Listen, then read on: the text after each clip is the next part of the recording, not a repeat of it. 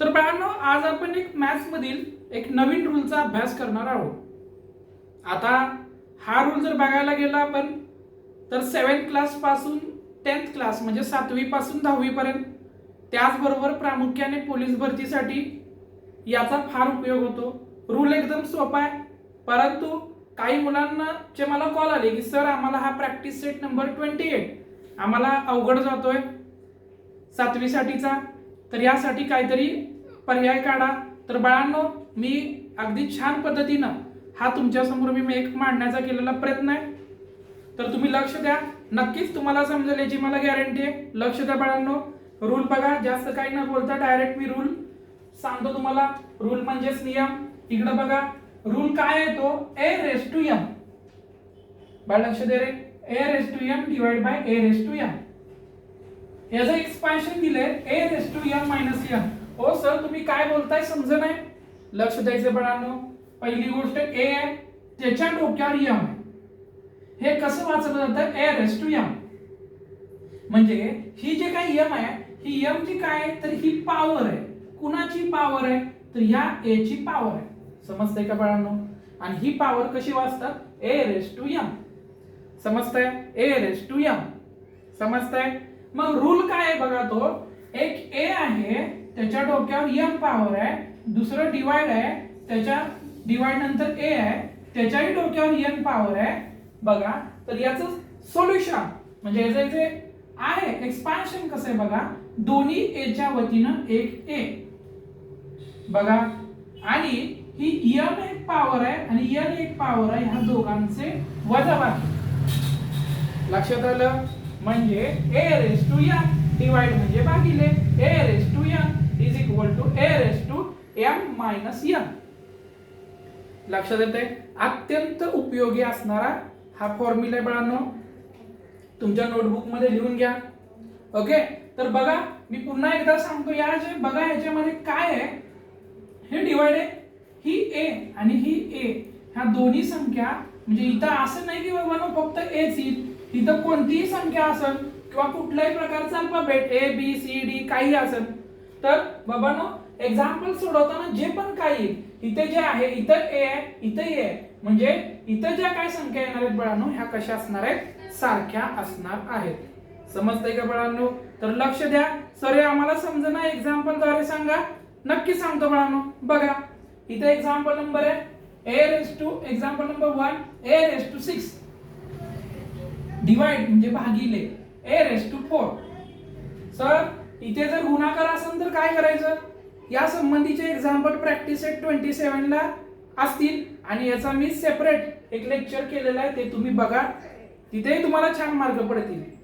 Okay, तर बघा लक्ष द्या सगळ्यांनी. इथं आता डिवाइड आहे बघा, a race to 6 divide by a race टू 4. तर याचं जे काय एक्सपान्शन येणार आहे, पहिली गोष्ट ह्या फॉर्म्युल्यानुसार आपल्याला हे एक्झाम्पल सोडवायचं आहे. का हो सर? कारण इथं काय बघा डिवाइड आहे, तर डिवाइडचा फॉर्म्युला वापरावा लागेल. मल्टिप्लिकेशन आहे, मल्टिप्लिकेशनचा फॉर्म्युला वापरा. आता इथं डिवाइड आहे मग डिवाइडचा फॉर्म्युला वापरावा लागेल. समजतंय बाळांनो? ओके, लक्ष द्या.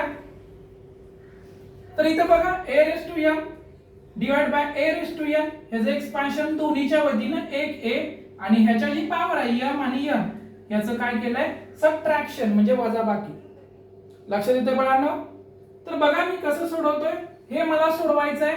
बघा ह्या फॉर्म्युल्यात a ला a म्हणजे इथं दोन्ही ठिकाणी आहे, तसं इथं दोन्ही ठिकाणी a आहे का? असणार आहे. बघा आहे, मग काय करायचं, दोन्हीच्या वतीनं एक a. समजतंय का बाळांनो? आणि ह्याची जी पॉवर आहे, पहिल्या पॉवर मधून ही दुसरी पॉवर काय करायची, वजा करायची.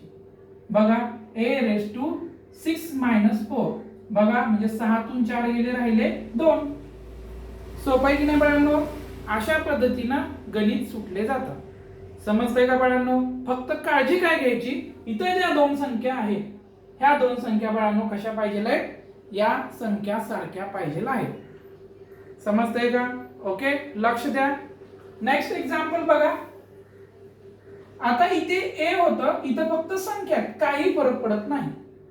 फक्त दोन्ही संख्या कशा पाहिजे आहेत, या सारख्या पाहिजे आहेत. लक्ष द्यायचं बाळांनो. 7 raise to 5 raise to means बघा पॉवर आहे, म्हणजे या 7 ची पॉवर ही 5 आहे, परत भागिले परत 7 आहे आणि त्याची पॉवर 3 आहे.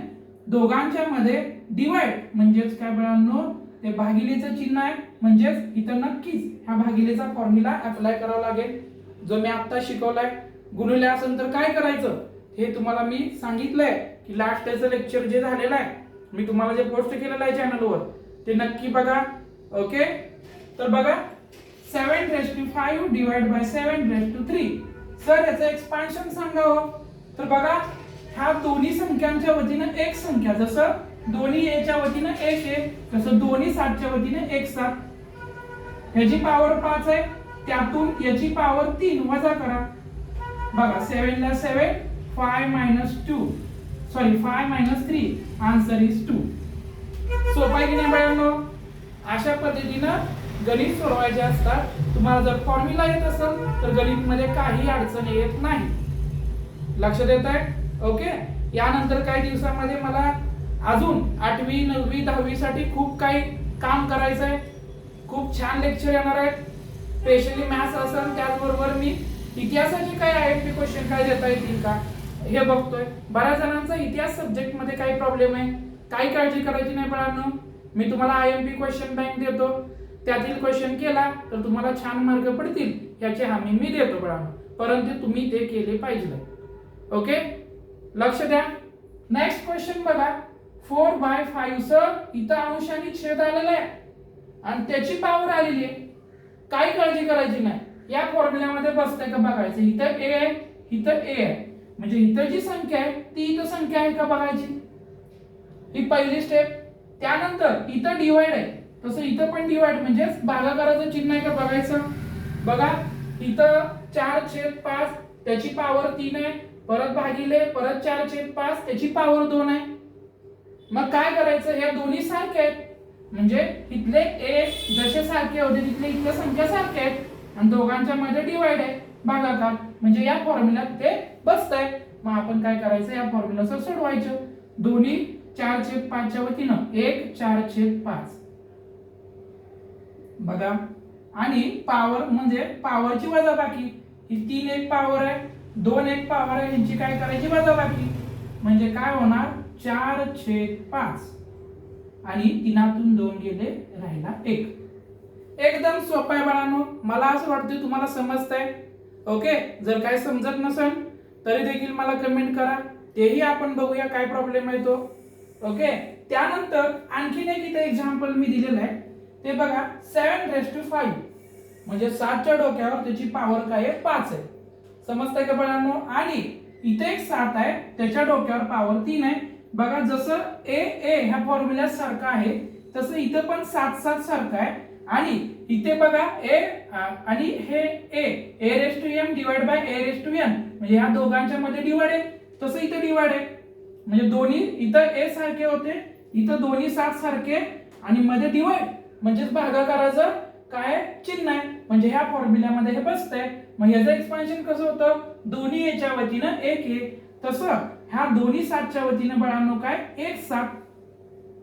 आणि ह्यांच्या ज्या दोन पॉवर आहे, एक आहे 5 दुसरी आहे 3, त्याच्यामध्ये काय सबट्रॅक्शन म्हणजे वजाबाकी. मग बघा 7 ला 7, 5 minus 3 आन्सर इज 2.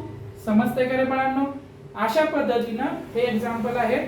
यातील अजून काही एक्झाम्पल आहेत, पण त्यासाठी एक वेगळा नियम म्हणजे मॅथ्स मधलं थोडंसं कॅल्क्युलेशनचा तुम्हाला बेस पाहिजे आहे. तो बेस मी अगोदर एक त्याच्यावरती लेक्चर करतो, ते बघितल्यानंतर तुम्हाला ते पण सुटतील. ओके, मॅथ्स बाबत कोणतीही चिंता करायची नाही, फक्त काय करायचं, मी जे काय शेअर केलंय ते काळजीपूर्वक बघायचं आणि सोडवायचं. ओके, तर बाळांनो आज इथं थांबूया. उद्या आपण आणखीन पुढचं काय जे काय आहे, जे आपल्या शेड्यूल प्रमाणे ठरलेलं आहे त्या पद्धतीने आपण बघूया. रोज आपला चॅनल कमीत कमी 10 मिनिटं जरी बघितलं तर गणित या विषयाचं टेन्शन पूर्ण डोक्यातून काढून टाकायचं. ओके, तर आज बाळांनो इथं थांबूया. ओके, थँक्यू बाळांनो.